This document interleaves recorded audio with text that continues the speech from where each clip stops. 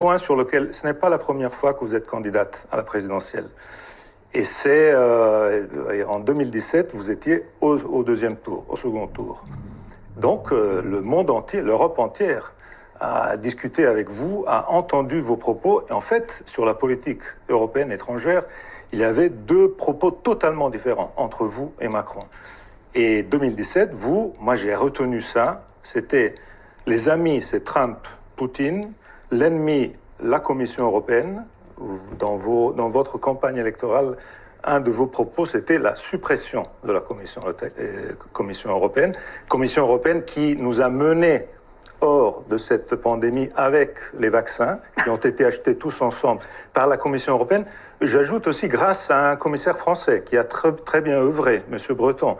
La Commission européenne a mis en place ce grand plan de relance avec la dette commune qui aurait été impossible sans la Commission européenne. Donc, tout ça. Alors, Trump et Poutine, vos deux points de référence, je cite ça parce que c'est les mêmes de votre ami et de mon collègue italien, M. Salvini. Trump a terminé son mandat en menant l'assaut à Capitol Hill. Poutine se trouve aujourd'hui à massacrer les Ukrainiens. Est-ce que vous n'avez pas le sens de penser que votre programme de politique étrangère européenne d'il y a 5 ans a fait complètement faillite? La relation avec la Russie et Poutine, vous ne pouvez pas aujourd'hui dire il y a 3 jours, je me suis trompé, Poutine n'est plus bon.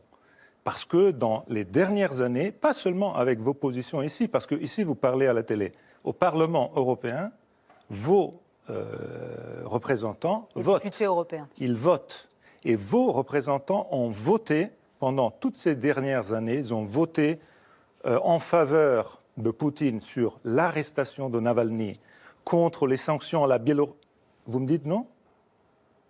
Non, mais vous pouvez me donner des votes comme ça parce que je connais la manière dont fonctionne le Parlement européen et je sais très bien que, encore une fois, il y a parfois dans un texte non pas un sujet, mais 25 sujets sur lesquels on a des difficultés à voter parce qu'on est souvent en désaccord. Vos députés ont voté contre la résolution qui condamnait Poutine sur l'arrestation de Navalny. Vos députés ont voté contre ce que l'Europe disait en faveur des sanctions sur la Biélorussie. Ça, ce sont des choses que vos députés ont fait au Parlement européen. Ce n'est pas des discours de l'énergie. Êtes-vous d'accord de nous mettre ensemble, tous les Européens, parce que si on se met ensemble, on est capable de prendre le gaz ou d'autres moyens d'énergie à prix mineur. Mais jamais de la vie, monsieur l'État. Donc chacun pour soi. Mais jamais de la vie. Mais ça, c'est le point que je conteste à votre discours. Parce que votre discours sur l'Europe est le discours d'une Europe dans un monde des années 60, qui n'existe plus. Parce que le monde des années 60 avait 3 milliards d'habitants, dont nous, les Européens, on était 500 millions. Le monde d'aujourd'hui, c'est 8 milliards d'habitants, dont nous sommes toujours les mêmes. 500 millions. Donc, la différence essentielle, c'est que dans ce monde d'aujourd'hui, on est tous plus petits.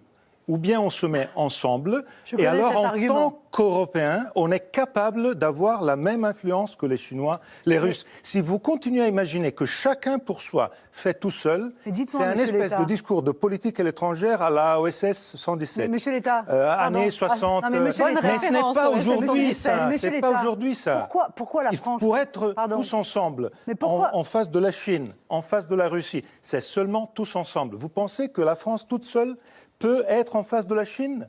Vous pensez que la France toute seule peut être en face de la Russie? Seulement tous ensemble. On a battu Trump parce qu'on était tous ensemble. Parce que Trump voulait faire les mesures contre l'économie et contre le commerce de nos pays européens. Et donc, pour sauver les voitures allemandes, on a sacrifié l'agriculture française. Non, le vin, le camembert et tous les autres produits français et italiens, le parmigiano et tout le reste, on les a sauvés. Vous savez pourquoi? Parce que la Commission européenne a dit à Trump, si tu touches au camembert, on fait nous-mêmes, tous ensemble, des mesures contre tous les États-Unis, tous ensemble. Et tout ça a marché parce que l'Europe, tout ensemble, est beaucoup plus crédible qu'un seul pays tout seul. Allez, Marine Le Pen, vous répondez. L'Union ensuite européenne, on avance. pour vous, est une religion. Non. Moi, je ne suis pas une idéologue. C'est le futur dans un monde dans lequel la Chine est énorme, la Russie est énorme, ou bien on a la dimension européenne, ou bien les autres ne seront pas en condition Monsieur l'État. d'être sur nous quelque chose de différent de ce que ça a été dans le passé. Monsieur l'État, vous êtes un idéologue. J'ai l'impression de revivre ce qu'on vivait. Je vous ai parlé du camembert et du Bordeaux. Je ne vous ai pas parlé d'idéologie.